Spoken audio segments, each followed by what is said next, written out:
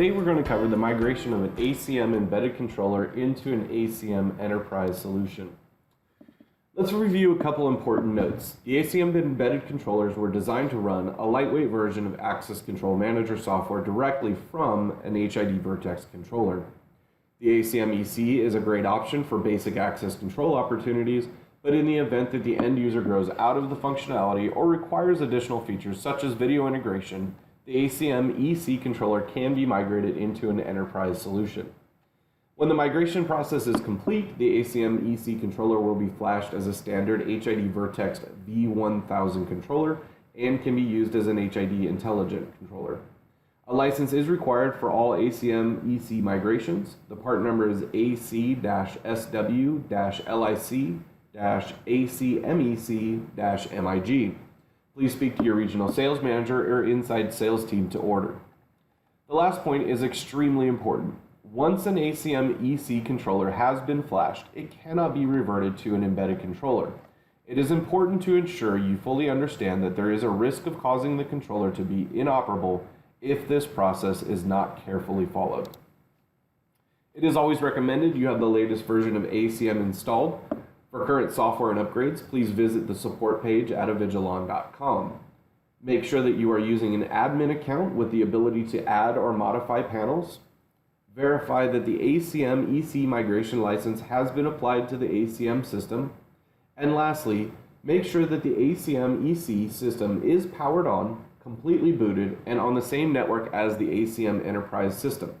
It is a good idea to log into the ACM EC system and verify that it is accessible via web browser prior to performing the migration process. Now we're going to go into the procedure of assimilating the ACM embedded controller into an ACM enterprise system. First thing we need to do is we need to log into our embedded controller, and we need to enable SSH access into this ACM EC.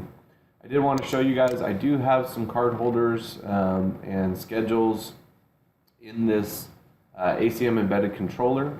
So there's already some information in here that we are going to pull into our ACM enterprise solution. So I need to go over here to System, and I need to enable SSH. And once I've done that, I'm going to go now to my enterprise appliance, and I'm going to log in. And you guys will notice here, I have no identities in the system other than the system administrator. No doors, no panels, nothing here. So now what we're going to do is we're going to add our ACM embedded controller. So ACM EC Takeover. Our vendor is going to be HID.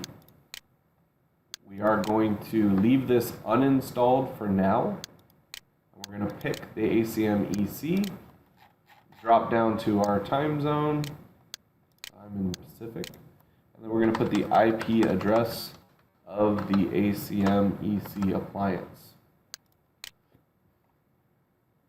I do have a V100 on port number 3 attached to my V1000, so I'm going to save that. And I am going to pull in the identities from my ACM EC. So for here, I need the username and password from my EC system. And I can click Preview.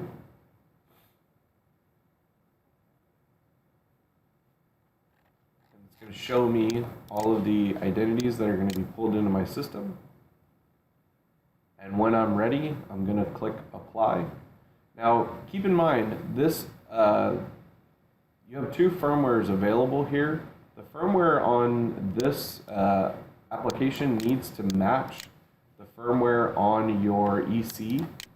So mine is actually a 1.8. So I want to make sure that I pick the 1.8. If yours is running 1.82, please pick the 1.82. I'm going to click Apply.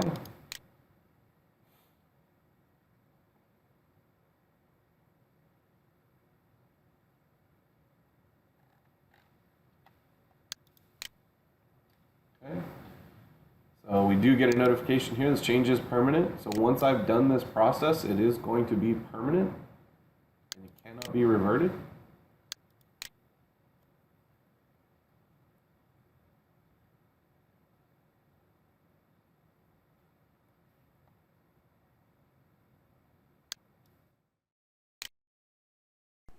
The following screen is going to display the output of the upgrade process from the enterprise appliance to the ACM embedded controller.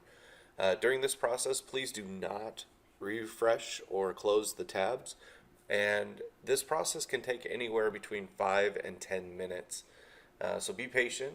Once this process is done, you may see an error at the end of the run that will not affect the takeover of the product.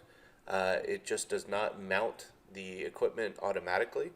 So once you get to the end here, you'll see if it says OK to all of the environment changes, then you should be good to go. At this point, you can take the enterprise or the embedded controller as a V1000 and add it as a standard panel like you would with any other intelligent controller.